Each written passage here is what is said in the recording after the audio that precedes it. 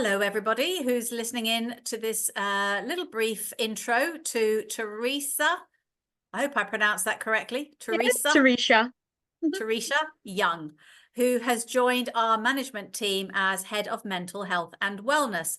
I'm Aurora Dawn Campbell, your host for this session.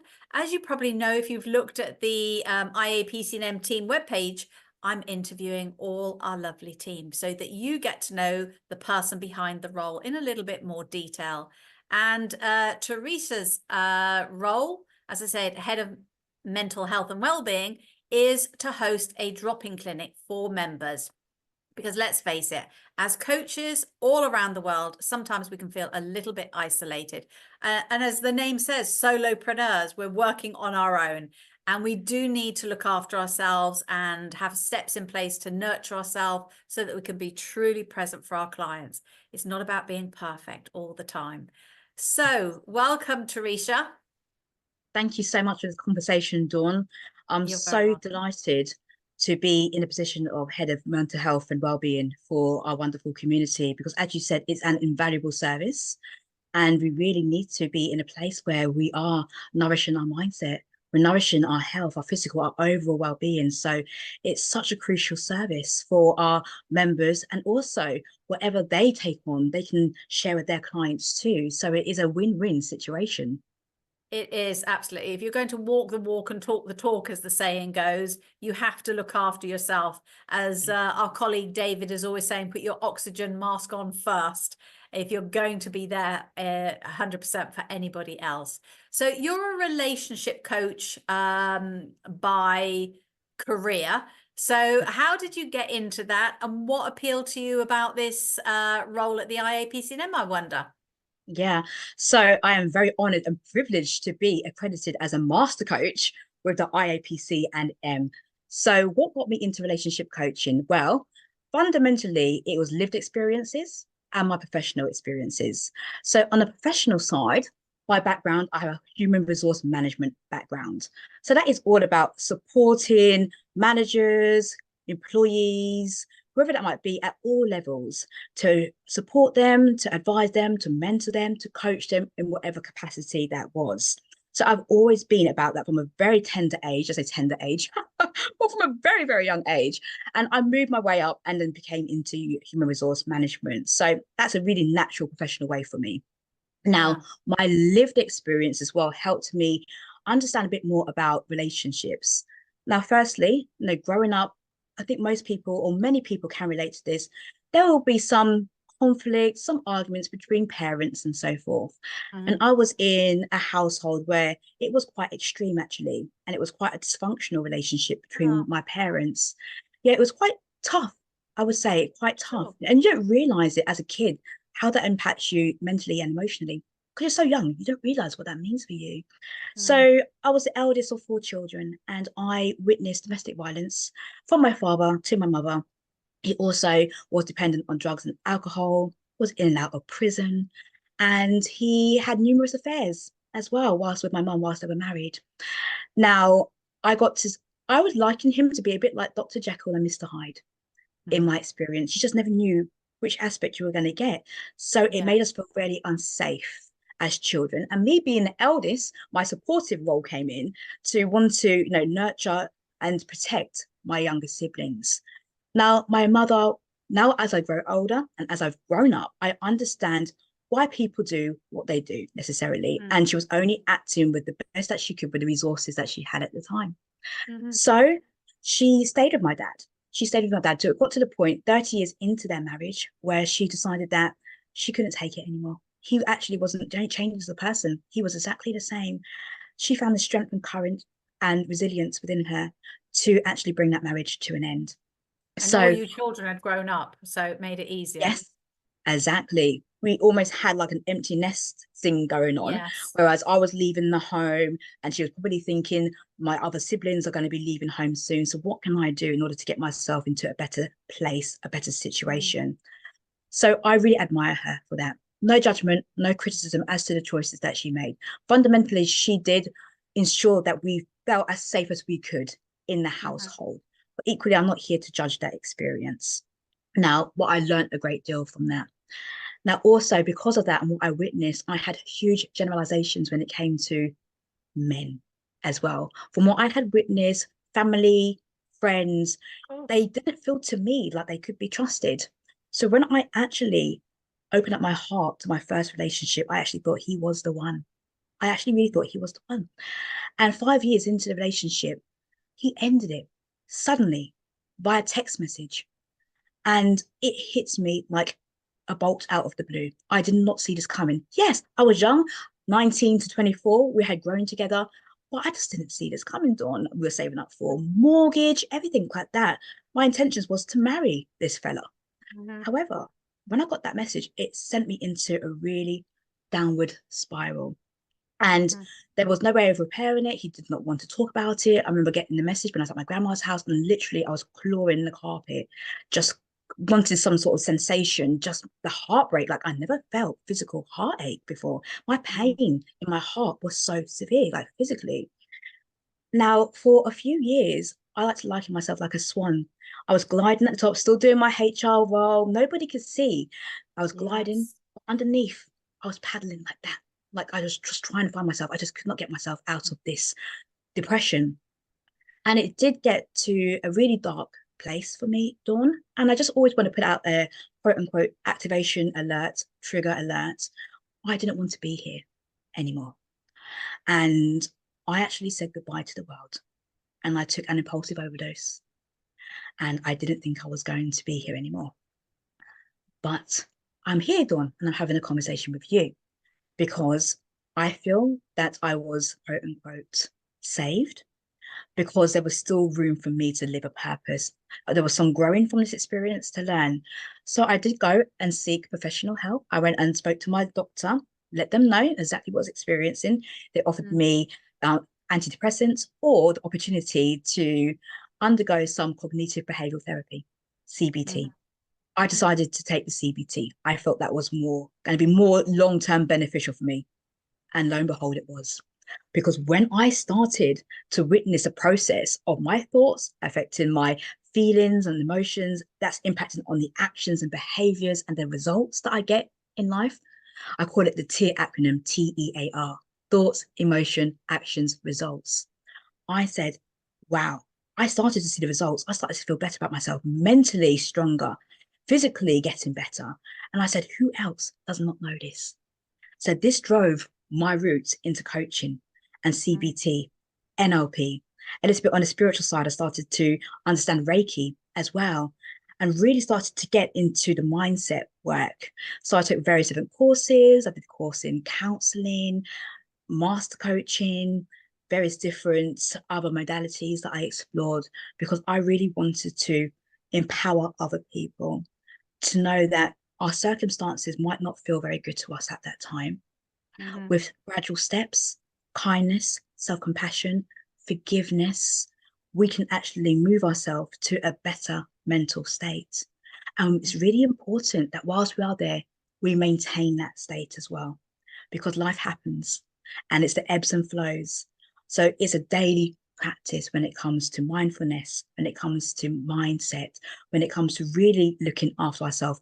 As David says, putting that oxygen mask on yourself first before you even think about being able to support other people. I say you fill up your cup and you pour from the overflow so that people get from the overflow. So your cup never diminishes. You're completely Mhm. pouring into yourself. So, Mhm. Dawn, in a nutshell, lived experiences, personal experiences, professional experiences really got me to value the relationship with myself. And that's where it starts. I believe that the quality of your relationships with other people starts with the quality of the relationship you have with yourself.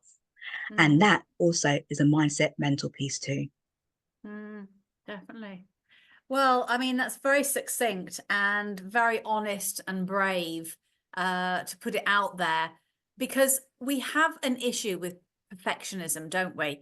Yeah. It's like we did a little retake before we started this video.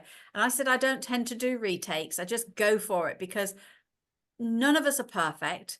And Yes. when we put out material that is perfect, and we obviously a lot of people are doing this on social media, it creates a Yeah. huge amount of stress and anxiety in other people who are not feeling that and Mm-hmm. thinking, well, I should be feeling that.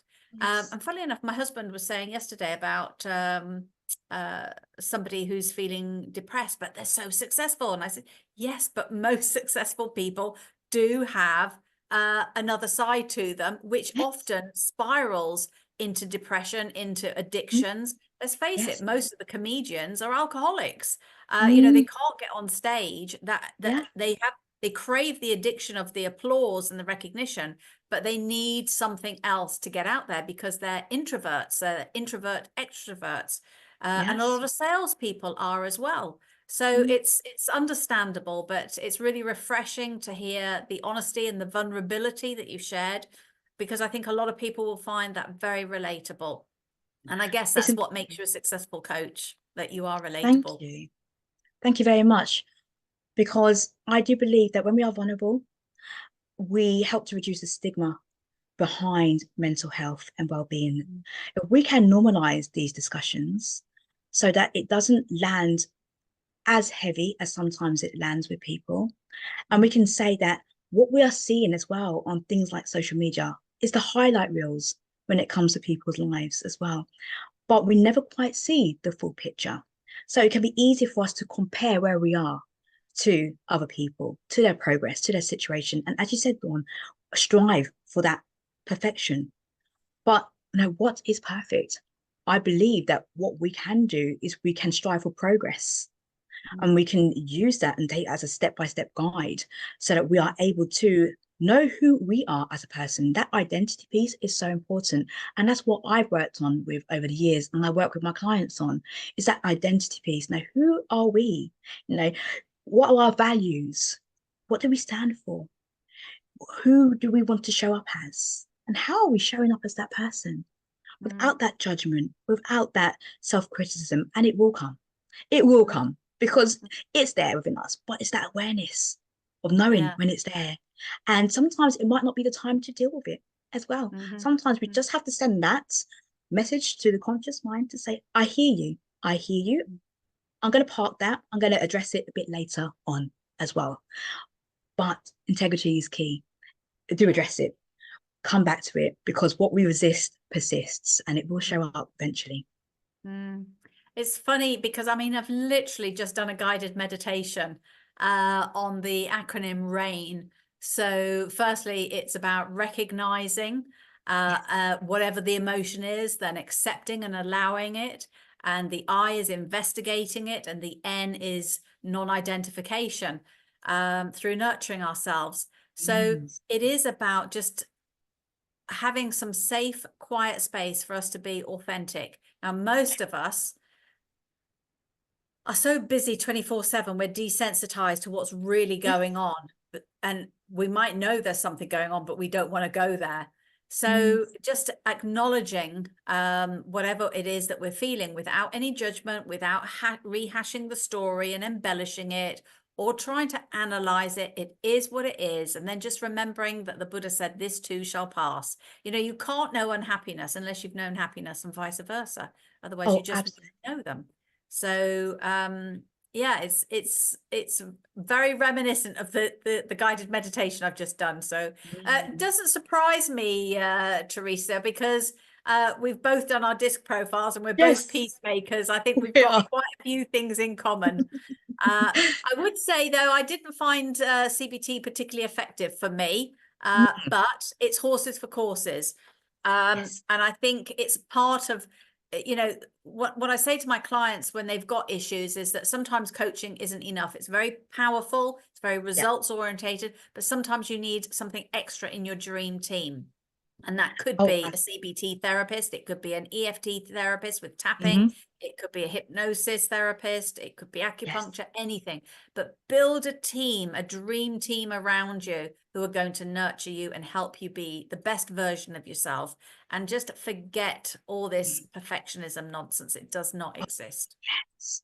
And when you were talking there, Dawn, the word curiosity came to mind, because when we are curious about exploring all of those different modalities, and not to say that you're going to commit to anyone in particular, but just being curious, I think when it comes to mental health as well, if we just become more curious about our state of mind, if we become more curious about our emotions, acknowledging, as you said, having that non-attachment to it, and just allowing ourselves just to be curious about it. And you recommended a fantastic book to me that I have been listening to, which is Atlas of the Heart by Brene Brown. And again, when we can accurately label our emotions too, it's so empowering. Because if we can do it outside of the normal happy, sad, angry emotions that exist, then we start to be able to really get to the root cause of those emotions. And I think for me, that's where CBT really helps, because it's helped me to look at patterns. And the great thing is that we can sometimes just focus on the behavior, the outcome of that. But when you think, so let's go one step before the behavior, what actually was going on in your mind? So you start to work backwards. As I would do it with my daughter, we call it backward chaining. So it just means that you just start with the end, but then you work backwards. So what happened before that? What happened before that? What happened? Oh, that's the root cause. Then you reverse it, and then you go forward and you start to reframe it, or to make a different perspective of it too. So completely hear what you're saying. And I would agree when it comes to you and I with synchronicities, because you saying that this too shall pass. I actually put a post up on LinkedIn this week, and I was talking about a challenge in June I had, actually, because I think it's really important to be transparent with people. So I spoke about the polarities of my June. I had some wonderful experiences. I had some great experiences for my family, my daughter. We went to Disneyland Paris. I went to a lovely place called Bubble Planet. I went to the Michael Jackson concert in London in June, had a fantastic time. Also became appointed as the head of mental health and wellbeing for this wonderful community here. A lovely June. On the flip side of it, I experienced the loss of two loved ones in my life. So I was going through grief at the same time. And part of my messaging was this too shall pass. I actually put that there. So you saying that as well, again, and I believe in signs and synchronicity. So you saying that, I think, is also affirming to me, because I pick up on these little signs from the universe, is also saying to me as well that this too shall pass. So I'm going to take that as confirmation too. So Yeah, thank you definitely. for your openness as well, because through conversation, which I think is so beneficial for mental health, we start Yes. to actually hear things that we also need to hear. Well, I think the word conversation is very underrated. And I know for a lot of coaches, they think of, oh, I'm having a coaching session. I much prefer to think of them as equal coaching conversations with curiosity and compassion, and very much an equal footing where you're both, doing the work. The coach is obviously listening. That's their work, listening and creating that safe framework. Yes. The client is doing the work by thinking, reflecting, and coming up with some answers. Yeah. So for me, it's all about having conversations. And I think it's a word that we need to use a lot more and understand the definition of a conversation. It is about one person is listening and one person is talking, and they take turns, they don't interrupt, they Yeah. don't self-disclose and jump in, and etc. I So agree. yeah, I think that's another useful word to contemplate on. How much are you listening? Is it a real conversation? Because I know when I have conversations with my mum, she'd say, "Oh, I know I know you're doing something else. I can hear the keyboard." And I say, "No, I'm definitely concentrating," and I'm not.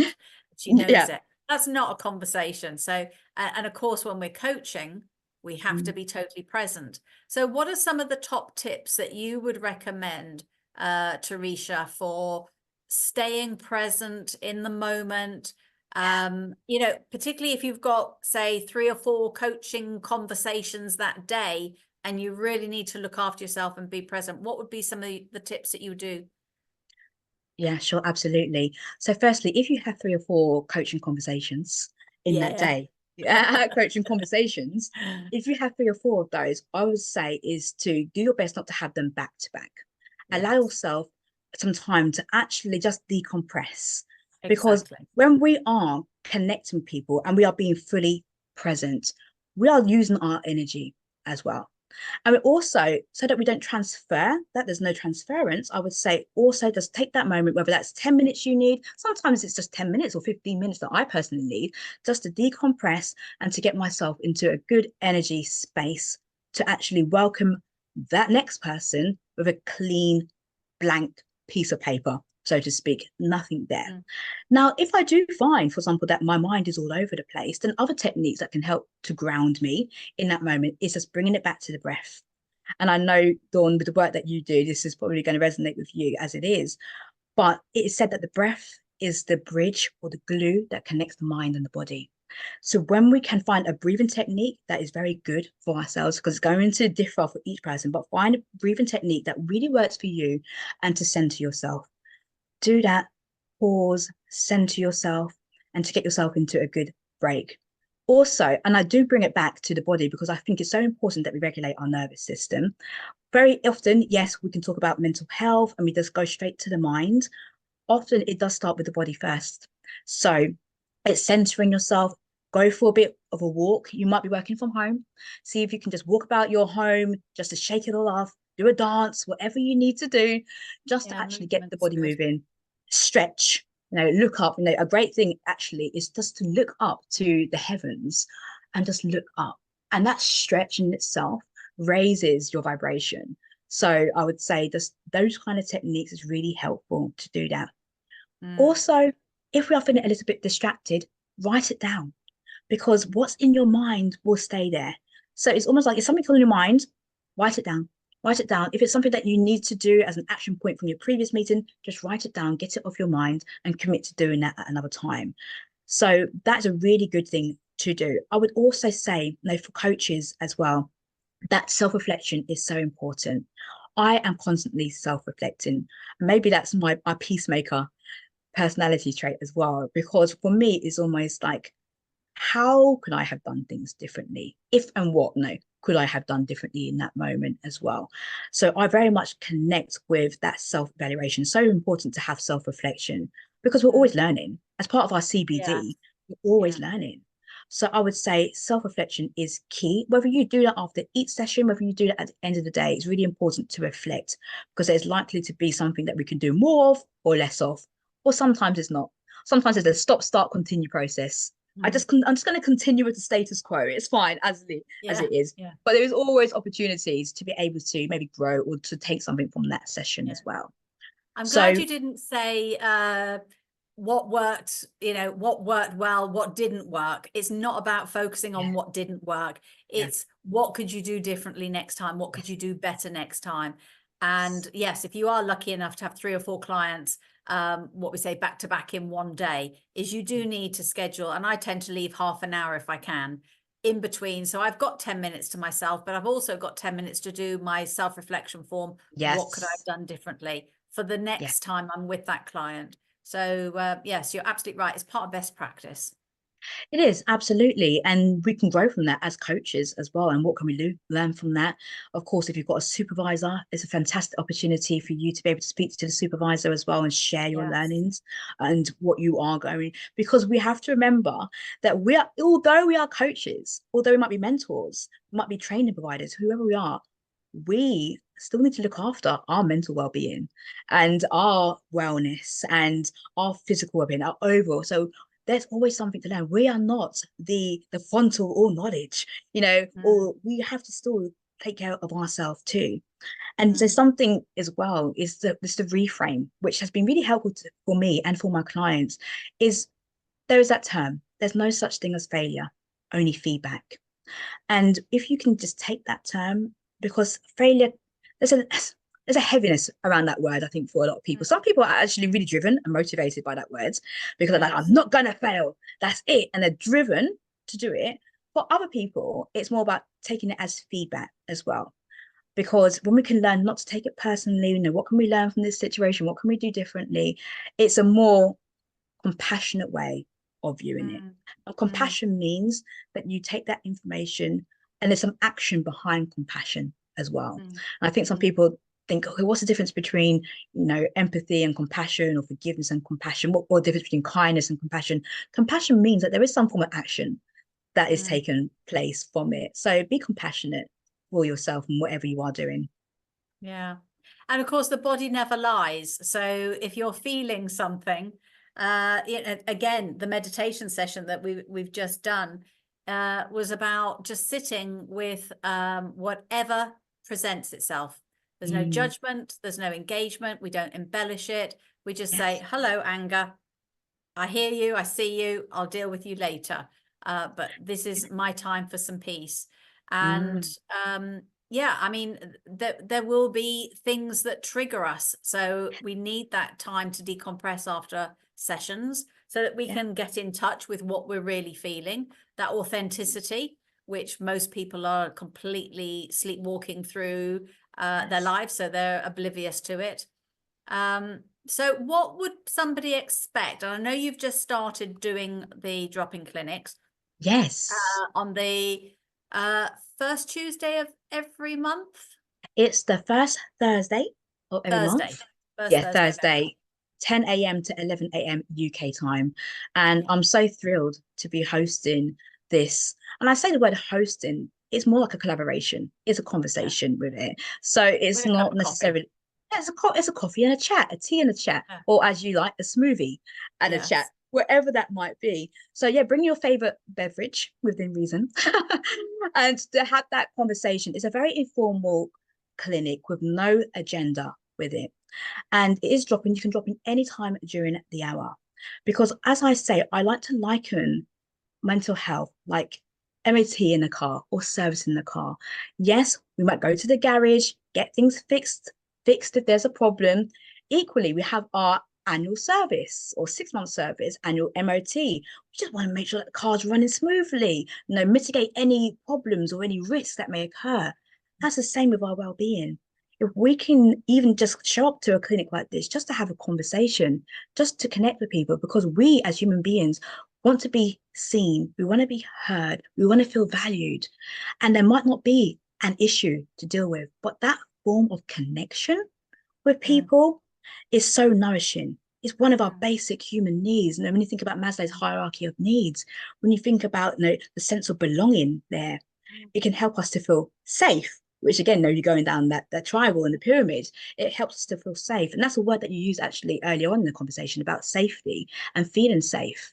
And this is completely a safe place with no judgment to speak, to share, to connect, to bond, just to be present with one another in whatever capacity that might be. And I'm glad you said you don't even need an issue. This isn't for people, just for people who are feeling like, I'm in the weeds, I'm up against it, or whatever. You just might want to reach out and share a cup of coffee with somebody and chat to somebody new. I mean, we're an international community. So we've got members all around the world. And, whenever you drop in, there might only be 1 or 2 people, but you're going to meet somebody who's like-minded, who you've probably never met before. You can have some interesting conversation with, in the same way as if you went to the local cafe and you looked up from your table to the next table and had a bit of a chat. So you don't need a reason to log in. You don't. And this is what you were saying at the beginning of our conversation as well about being a solopreneur can be quite an isolating and lonely experience. So simply having a space where you can come and you can talk, as we say, it's good to talk. You can come and we can just be present with each other. And I do want to be able to open up a safe space. So let's say that you drop into the clinic and you want to share more, but in a space where, for example, you don't want to share it right there and then. My door's open. You can reach out to me personally, send me a message, and we can have a one-to-one conversation as well. So again, if that isn't your forum and you feel, actually, I want to go deeper in that conversation, I'm here to support you. So again, just show up. As I say, just show up as your authentic self. There's no need to show up with any mask. You can just be your authentic self because you're going to get the real me. And I'm happy to receive the real you in whatever way, shape, or form that is. Yes. Oh, that's lovely. And what was I just going to say about, oh yes, signposting. So the other thing to mention is that if Teresa and I or David, if none of us are the right people to help you, then you're going to be signposting to other experts, as I have done in the past. So I have worked with several members who have been going through extreme grief, and I pointed them in the direction of grief counselors. I've got somebody else who's dealing with emotional abuse that's coming up through the meditation group. So again, I've pointed them in the direction. So we're not always the right people. This is why I talk about having your dream team. It's like having your girlfriends or Yes. your mates who you feel safe and you can talk to. So having other professionals rather than just always thinking, no, I've got a coach, I don't need anybody else, can be really, really beneficial in helping you release trapped emotions at a cellular level that are creating habitual knee-jerk reactions to things and no longer serve you. So you'll be acting as a safeguarding, signposting service as well. Yes, absolutely. And that's the thing about being able to know where, we can help and where we can find other experts who can help more deeply. So that's what I will be doing. So feel free just to share very openly, as Dawn says, and then we can work with, so what's the best next steps for you and the resources that we have.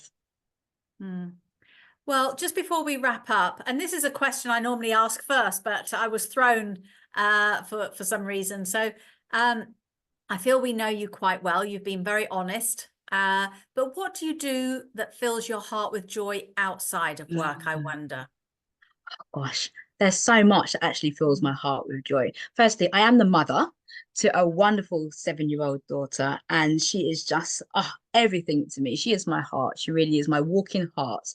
And so my daughter's actually born with a very rare genetic condition, and it's called MED13L syndrome. And because of that very rare condition that she has, at that time in 2017, when it was first discovered, there was only 70 cases in the world. And you think in the world of billions of people, at that time, there's only 70 cases. So what that has led to is some profound disabilities in terms of her mobility, and also she's currently pre-verbal. And so we bond in such a unique way. So while she can't necessarily express herself through the words, we know that communication is a lot more than the words that we use. So the body language, the voice tonalities, the sound tonalities that she uses, it just really nourishes my soul. So being a mother to her, I completely feel blessed What's with her name? having her. Her name is Jada, Jada. Jaida. Okay. Jada, yeah, my sweetheart. So she really makes my heart sing, really. And when people say, what's your why and your purpose for doing things, she is my why. She's my motivation and she's my drive for doing that. Also, what I love to do as well is to ground myself. So being that I had some challenges with mental health previously, that took me to taking some really, extreme drastic measures. I now make it a daily practice to take care of my mind, to nourish myself and my body. So I have a routine. And for me, having a routine is so important. So I wake up, I don't look at my phone. Again, a lot of people can tend to look at their phone, jump into social media. That's not what I do. And I would encourage a lot of people just to surround yourself. So prayers, meditation in the morning, gratitude practices. That's what I do. Walking in nature is my jam as well. If I can get on a nice walk in the woods, outside, outdoors, and even if I am not really in the most scenic places, so to speak, I do a gratitude walk. So I would walk along the street. I say, oh, look at that beautiful red car there. Oh, look at the shape. Oh, look, smell that coffee. Really be present in that moment. So I love that. I love music as well. So a lot of it is my grounding techniques. I believe in spirituality. So law of attraction work. I love doing visualization, affirmations, all of these things. For me, a huge driver is mindset work. It's huge for me. It is, alongside maybe getting on a treadmill, making sure that I get that heart doing what it needs to be doing and going for a nice little run and a burst. But I'm really do my best to look after my body physically as well, and eat as well as possible. As well. But I do like to have I've got here staring right at me. I'm not sure you can see it, but Oh, my bar of Twix. Yeah. That I will okay. indulge in afterwards, just a little bit of a sweet tooth that I have too. So that's it. And I have to say that having a supportive network is really nourishing for me. So I spend time with my siblings as well and my mum. We have such a beautiful bond. And it's one of those relationships where you can just sit on the sofa and not even have to say anything, but just being in each other's energy and presence is enough. It's nourishing enough. So, and I have some wonderful friends too. And I like to go out, have dinner. It's it's like a balance, really. When you think about the wheel of life, I like to see how I can be content in each one of those areas as well, and how I can raise the vibration and contentment in each one of them. So I'm quite conscientious and actually very motivated about making sure my reel is as round as possible. Yeah, I think it's a good exercise to revisit periodically, like an MOT with a different colored Yeah. pen, just to see what slipped, Oh, what's yes. improved, etc. So Yes. yes, I'm all for that. We've talked about community quite a bit, Yes. and the blue zones. I don't know if you've read that book as a fellow a health practitioner type person. It might interest you because you're Mhm. interested in a lot of the same things as me. But one of the Yes. 5 things that they had as a common denominator around the centenarians, which I always Mhm. find that a tongue twister. So I think there was Sardinia, there was California, there was Pakistan. I can't remember the other 2 or 3, but it's countries or places where they've got the largest number of centenarians that are healthy. And one of the common denominators was a sense of community. So for us at the IAPC&M, creating that sense of community, somewhere where you belong, because I love, you introduced me to the saying, your vibe attracts your tribe. Yes. So an international community, we've now got 4 beautiful drop-in clinics, whether you want to develop your business acumen, whether you want to become a fully booked coach, whether you want to meet the orientation manager and really understand how to maximize your privileges and benefit personally and professionally. And then, of course, your drop-in clinic on the first Thursday of every month. Just have a coffee, have a chat, chew the fat, as we say, and something may come out of it. And if nothing does, that's good too. So it's just about connection. Yes, So we better absolutely. wrap it up because I'm conscious of the time. So thank you very much, Teresha, for sharing your Yeah. time and your energy. Energy is a buzzword. It's definitely key to everything that we do. Yes. So yeah, membership benefit is all these wonderful drop-in clinics, masses of resources on the website that you can tap into. And if you're not yet a member and you want to take advantage, then by all means contact us with your questions on how to apply, and we'll make sure you apply for the correct status. Or maybe you want to hire Teresha as your coach because you think, yes, I really resonate with what she said, I can relate to her, and I need some personal and or professional help with my relationships. So there you go. I think we've covered Thank a you. lot of ground, and the more time I spend with you, the more I love it. So thank you very Me much for too. sharing. Really Thank you for having appreciate me. it. Thank you for listening, everyone. And Thank you. yeah, speak to you later. Enjoy Take the care. rest of your day, everybody. Thank you.